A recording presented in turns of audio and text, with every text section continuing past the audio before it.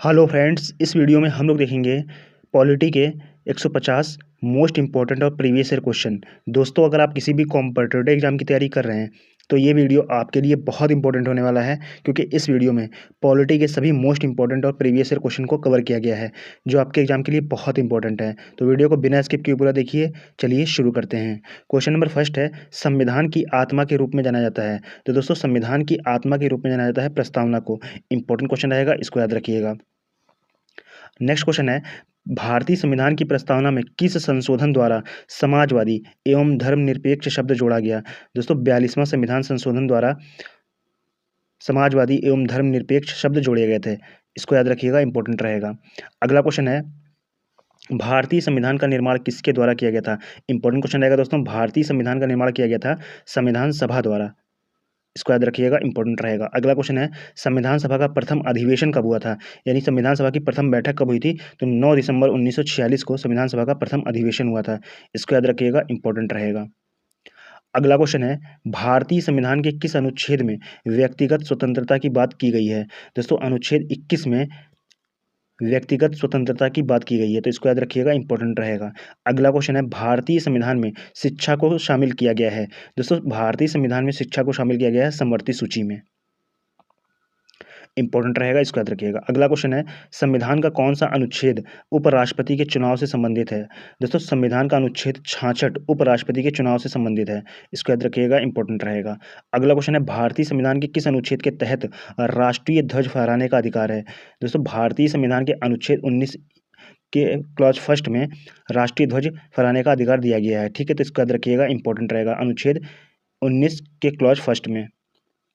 अगला क्वेश्चन है, संविधान के किस भाग में मौलिक अधिकार का वर्णन है? दोस्तों, संविधान के भाग 3 में मौलिक अधिकार का वर्णन किया गया है। इंपॉर्टेंट रहेगा, इसको याद रखिएगा।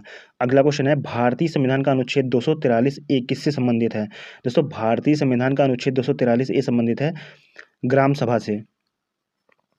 अगला क्वेश्चन है, भारतीय संविधान के किस अनुच्छेद में दोस्तों, भारतीय संविधान की किस अनुसूची में 22 भाषाओं का उल्लेख है? दोस्तों, भारतीय संविधान की 8वीं अनुसूची में 22 भाषाओं का उल्लेख किया गया है। इंपॉर्टेंट रहेगा, इसको याद रखिएगा। अगला क्वेश्चन है, भारतीय संविधान का अनुच्छेद 280 किससे संबंधित है? तो दोस्तों, भारतीय संविधान का अनुच्छेद 280 संबंधित है वित्त आयोग से। इंपॉर्टेंट रहेगा, इसको याद रखिएगा। अगला क्वेश्चन है, भारतीय संविधान का कौन सा अनुच्छेद अल्पसंख्यकों की हितों की रक्षा से संबंधित है? तो दोस्तों, भारतीय संविधान का अनुच्छेद 29 अल्पसंख्यकों की हितों की रक्षा से संबंधित है, अनुच्छेद 29। अगला क्वेश्चन है, संविधान के किस अनुच्छेद में पंचायतों और स्थानीय निकाय शासन से संबंधित प्रावधान किया गया है? दोस्तों, संविधान के अनुच्छेद 243 में पंचायतों और स्थानीय निकाय शासन से संबंधित प्रावधान शामिल है। इसको याद रखिएगा, इंपॉर्टेंट रहेगा। अगला क्वेश्चन है, भारतीय संविधान का कौन सा अनुच्छेद जो शोषण के विरुद्ध अधिकार प्रदान करता है? दोस्तों, अनुच्छेद 23 में शोषण के विरुद्ध अधिकार प्रदान किया गया है। इसको याद रखिएगा, इंपॉर्टेंट रहेगा। अगला क्वेश्चन है, भारत का राष्ट्रपति बनने के लिए न्यूनतम आयु क्या है? तो दोस्तों, भारत का राष्ट्रपति बनने के लिए न्यूनतम आयु है 35 वर्ष। अगला क्वेश्चन है, स्वतंत्र भारत के प्रथम गृह मंत्री कौन थे? तो दोस्तों, सरदार वल्लभ भाई पटेल स्वतंत्र भारत के प्रथम गृह मंत्री थे। ठीक है, इसको याद रखिएगा, इंपॉर्टेंट रहेगा। अगला क्वेश्चन है, स्वतंत्र भारत के प्रथम वित्त मंत्री कौन थे? तो दोस्तों, स्वतंत्र भारत के प्रथम वित्त मंत्री थे आर के षणमुखम शेट्टी। ठीक है, स्वतंत्र भारत के प्रथम वित्त मंत्री थे। अगला क्वेश्चन है, संविधान सभा के संवैधानिक सलाहकार के रूप में किसे नियुक्त किया गया था? दोस्तों, संविधान सभा के संवैधानिक सलाहकार के रूप में नियुक्त किया गया था सर BN राव को। अगला क्वेश्चन है, भारतीय संविधान को किस शैली में लिखा गया है? दोस्तों, भारतीय संविधान को लिखा गया है इटैलिक में। ठीक है, तो इसको याद रखिएगा, इंपॉर्टेंट रहेगा। अगला क्वेश्चन है, मौलिक अधिकार को किस देश के संविधान से लिया गया है? दोस्तों, मौलिक अधिकार को लिया गया है अमेरिका के संविधान से। अगला क्वेश्चन है, सर्वोच्च न्यायालय के मुख्य न्यायाधीश की को शपथ कौन दिलाता है? तो दोस्तों, सर्वोच्च न्यायालय के मुख्य न्यायाधीश को शपथ दिलाते हैं राष्ट्रपति। अगला क्वेश्चन है, उच्च न्यायालयों का प्रावधान किस अनुच्छेद में है? दोस्तों, उच्च न्यायालयों का प्रावधान अनुच्छेद 214 में है। ठीक है, राज्यों के लिए हाईकोर्ट का प्रावधान किया गया है अनुच्छेद 214 में। अगला क्वेश्चन है, निर्वाचन आयोग किस प्रकार की संस्था है? दोस्तों, निर्वाचन आयोग संवैधानिक संस्था है। अगला क्वेश्चन है, महान्यायवादी की नियुक्ति कौन करता है? तो दोस्तों, महान्यायवादी की नियुक्ति करता है राष्ट्रपति। इंपॉर्टेंट रहेगा, इसको याद रखिएगा। अगला क्वेश्चन है, राज्यसभा का कार्यकाल कैसा है? दोस्तों, स्थायी कार्यकाल है राज्यसभा का कार्यकाल। ठीक है, इसको स्थायी सदन ही कहते हैं। ठीक है, तो इसको याद रखिएगा, इंपॉर्टेंट रहेगा। अगला क्वेश्चन है राज्यसभा का पदेन अध्यक्ष कौन होता है? तो दोस्तों राज्यसभा का पदेन अध्यक्ष होता है उपराष्ट्रपति। नेक्स्ट क्वेश्चन है राज्यसभा की अधिकतम सदस्य संख्या क्या है? दोस्तों राज्यसभा की अधिकतम सदस्य संख्या है 250। इंपॉर्टेंट रहेगा, इसको याद रखिएगा। अगला क्वेश्चन है वित्त विधेयक कहाँ पेश किया जा सकता है? तो दोस्तों वित्त विधेयक को केवल लोकसभा में पेश किया जा सकता है, इसको याद रखिएगा। केवल लोकसभा में पेश किया जा सकता है वित्त विधेयक को। अगला क्वेश्चन है प्रश्नकाल की ठीक बाद का समय कौन सा होता है? तो दोस्तों प्रश्नकाल की ठीक बाद का समय होता है शून्यकाल। चलिए देखते हैं नेक्स्ट क्वेश्चन। अगला क्वेश्चन है किस विधेयक को संसद में दोनों सदनों द्वारा अलग अलग विशेष बहुमत से पारित करना आवश्यक है? दोस्तों संविधान संशोधन विधेयक को संसद में दोनों सदनों द्वारा अलग अलग विशेष बहुमत से पारित करना आवश्यक है, संविधान संशोधन विधेयक को। ठीक है, तो इसको याद रखिएगा, इंपॉर्टेंट रहेगा। अगला क्वेश्चन है लोकसभा द्वारा पारित धन विधेयक को राज्यसभा को कितने दिन के भीतर लौटाना आवश्यक है? दोस्तों 14 दिन के भीतर लौटाना आवश्यक है लोकसभा द्वारा पारित धन विधेयक को राज्यसभा को। अगला क्वेश्चन है लोकसभा सदस्य बनने के लिए न्यूनतम आयु क्या है? दोस्तों 25 वर्ष है लोकसभा सदस्य बनने के लिए न्यूनतम आयु। नेक्स्ट क्वेश्चन है संसद के दोनों सदनों की बैठकों का सभापति कौन होता है?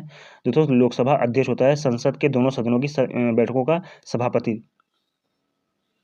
अगला क्वेश्चन है संविधान सभा की प्रांतीय संविधान समिति के अध्यक्ष कौन थे? तो दोस्तों सरदार वल्लभ भाई पटेल संविधान सभा की प्रांतीय संविधान समिति के अध्यक्ष थे, सरदार वल्लभ भाई पटेल। अगला क्वेश्चन है भारतीय संविधान सभा के संघ समिति के अध्यक्ष कौन थे? दोस्तों भारतीय संविधान सभा के संघ समिति के अध्यक्ष थे पंडित जवाहरलाल नेहरू। इंपॉर्टेंट रहेगा, इसको याद रखिएगा। अगला क्वेश्चन है राष्ट्रपति किसकी सलाह पर लोकसभा को उसकी समाप्ति की अवधि से पहले भंग कर सकते हैं?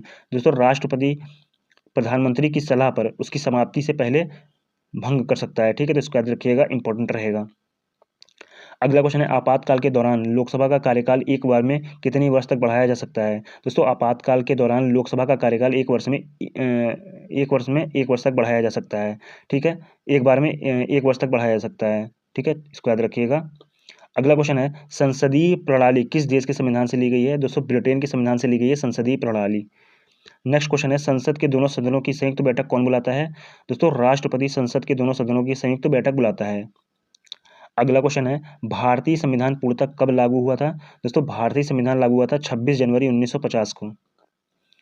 अगला क्वेश्चन है भारत में संविधान सभा के गठन का आधार क्या था? दोस्तों कैबिनेट मिशन योजना के तहत किया गया था संविधान सभा का गठन। इसको याद रखिएगा, इंपॉर्टेंट रहेगा। अगला क्वेश्चन है राष्ट्रपति की आपातकालीन शक्तियां किस देश से ली गई हैं? दोस्तों जर्मनी के संविधान से ली गई हैं राष्ट्रपति की आपातकाल की शक्तियां। अगला क्वेश्चन है संविधान निर्माण के समय कितनी अनुसूचियां थी? दोस्तों 8 अनुसूचियां थी संविधान निर्माण के समय। ठीक है, इसको याद रखिएगा, इंपॉर्टेंट रहेगा। अगला क्वेश्चन है भारतीय संविधान के किस अनुच्छेद में कहा गया है कि भारत राज्यों का एक संघ होगा? दोस्तों अनुच्छेद 1 में कहा गया है कि भारत राज्यों का एक संघ होगा, इंपॉर्टेंट रहेगा, इसको याद रखिएगा। अगला क्वेश्चन है भारतीय संघ में किसी राज्य को सम्मिलित करने का अधिकार किसको है? दोस्तों भारतीय संघ में किसी राज्य को सम्मिलित करने का अधिकार है संसद को। इंपॉर्टेंट रहेगा, इसको याद रखिएगा। अगला क्वेश्चन है ग्राम पंचायत का गठन किस अनुच्छेद के तहत किया गया है? दोस्तों अनुच्छेद 40 के तहत किया गया है ग्राम पंचायत का गठन। अगला क्वेश्चन है संवैधानिक उपचारों का अधिकार किस अनुच्छेद में वर्णित है? दोस्तों अनुच्छेद 32 में वर्णित है संवैधानिक उपचारों का अधिकार। इंपॉर्टेंट रहेगा, इसको याद रखिएगा।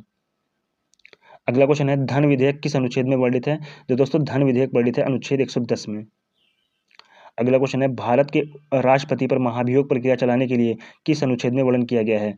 दोस्तों भारत के राष्ट्रपति पर महाभियोग प्रक्रिया चलाने के लिए अनुच्छेद 61 में वर्णन किया गया है। इसको याद रखिएगा, इंपॉर्टेंट रहेगा।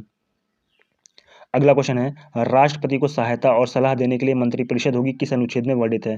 दोस्तों राष्ट्रपति को सहायता और सलाह देने के लिए मंत्रिपरिषद होगी, ये कहा गया है अनुच्छेद 74 में। इंपॉर्टेंट रहेगा, इसको याद रखिएगा। अगला क्वेश्चन है उच्चतम न्यायालय की स्थापना और गठन की बात किस अनुच्छेद में की गई है? दोस्तों उच्चतम न्यायालय की स्थापना और गठन की बात की गई है अनुच्छेद 124 में।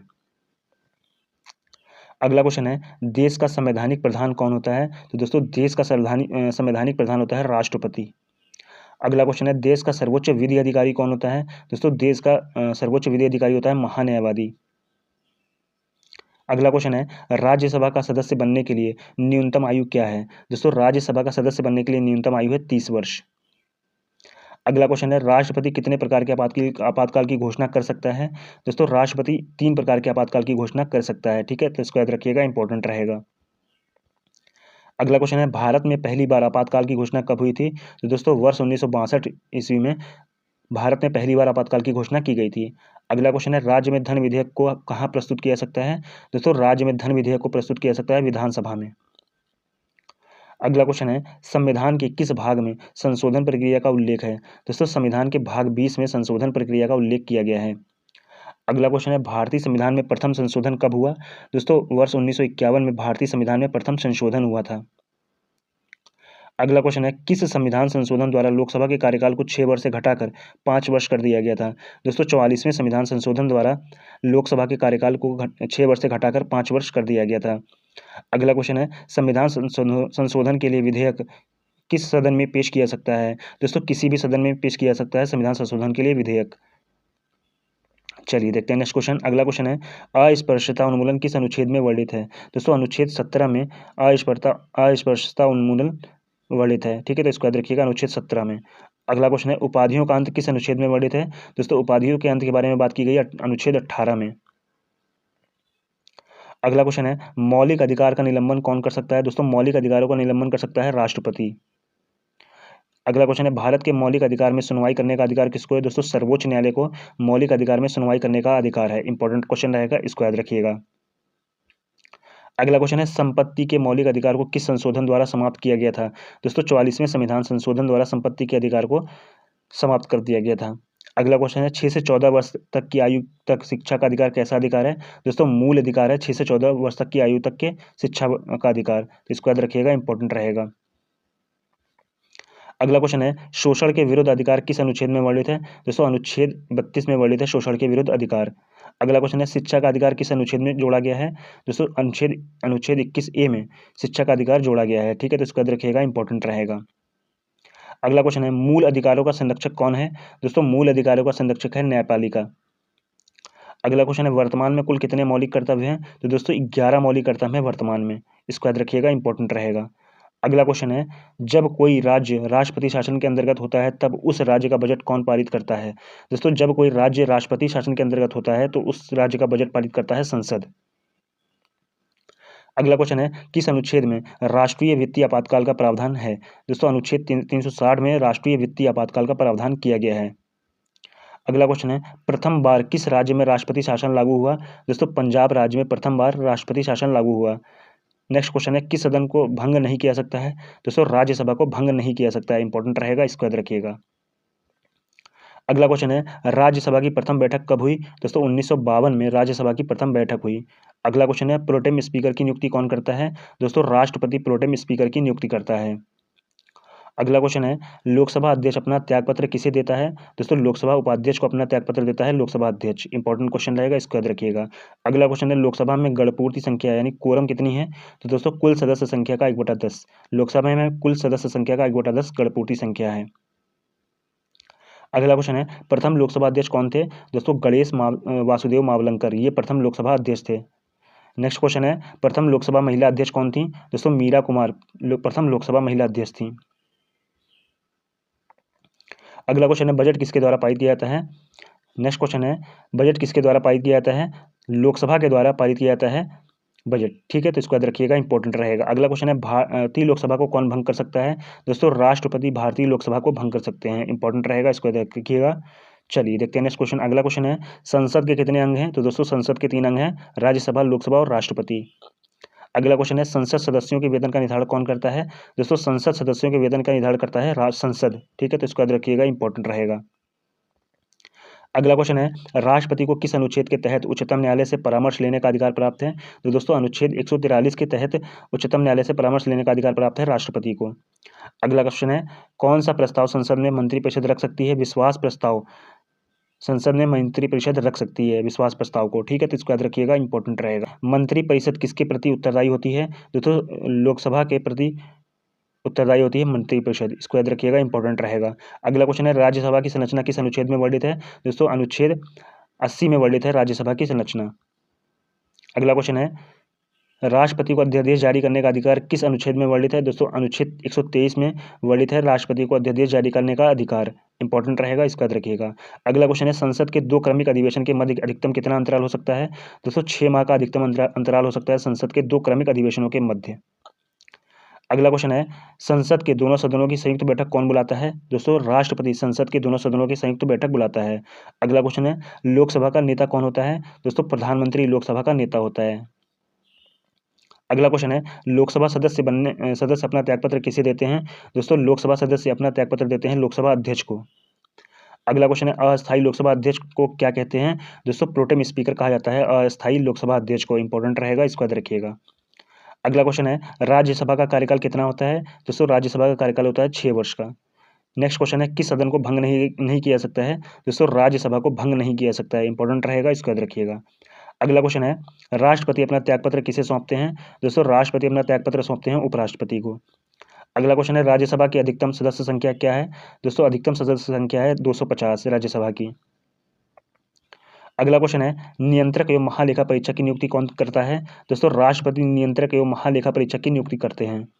अगला क्वेश्चन है, नियंत्रक एवं महालेखा परीक्षक त्यागपत्र किसे सौंपते हैं? दोस्तों नियंत्रक एवं महालेखा परीक्षक अपना त्यागपत्र सौंपते हैं राष्ट्रपति को। अगला क्वेश्चन है, विधानसभा के चुनाव का, सॉरी दोस्तों यहाँ पे मिसप्रिंट हो गया है, विधानसभा के चुनाव का संचालन कौन करता है? दोस्तों निर्वाचन आयोग विधानसभा के चुनाव का निर्वाचन करते हैं। ठीक है, तो इसका याद रखिएगा, इंपॉर्टेंट रहेगा। अगला क्वेश्चन है, भारत में मतदान की न्यूनतम आयु क्या है? दोस्तों भारत में मतदान की न्यूनतम आयु है 18 वर्ष। अगला क्वेश्चन है, भारत में मताधिकार के आधार पर प्रथम चुनाव कब हुए? दोस्तों 1952 ईस्वी में भारत में मताधिकार के आधार पर प्रथम चुनाव हुए थे। अगला क्वेश्चन है, मत देने का अधिकार है? दोस्तों मत देने का अधिकार है विधिक अधिकार है। ठीक है, तो इसको याद रखिएगा, इंपॉर्टेंट रहेगा। अगला क्वेश्चन है, संविधान के किस भाग में संघीय न्यायपालिका का उल्लेख है? दोस्तों भाग 5 में संघीय न्यायपालिका का उल्लेख किया गया है। इंपॉर्टेंट रहेगा, इसको याद रखिएगा। अगला क्वेश्चन है, राष्ट्रपति के निर्वाचन में विवाद को कहाँ प्रस्तुत किया सकता है? दोस्तों राष्ट्रपति के निर्वाचन में विवाद को प्रस्तुत किया सकता है सर्वोच्च न्यायालय में। अगला क्वेश्चन है, 11वीं अनुसूची को किस संशोधन द्वारा जोड़ा गया? दोस्तों 73वां संविधान संशोधन के द्वारा 11वीं अनुसूची को जोड़ा गया था। अगला क्वेश्चन है, पंचायती राज किस सूची का विषय है? दोस्तों राज्य सूची का विषय है पंचायती राज। अगला क्वेश्चन है, मंत्री परिषद की बैठक की अध्यक्षता कौन करता है? दोस्तों प्रधानमंत्री मंत्री परिषद की बैठक की अध्यक्षता करते हैं। अगला क्वेश्चन है, प्रधानमंत्री को पद एवं गोपनीयता की शपथ कौन दिलाता है? दोस्तों प्रधानमंत्री को पद एवं गोपनीयता की शपथ दिलाता है राष्ट्रपति।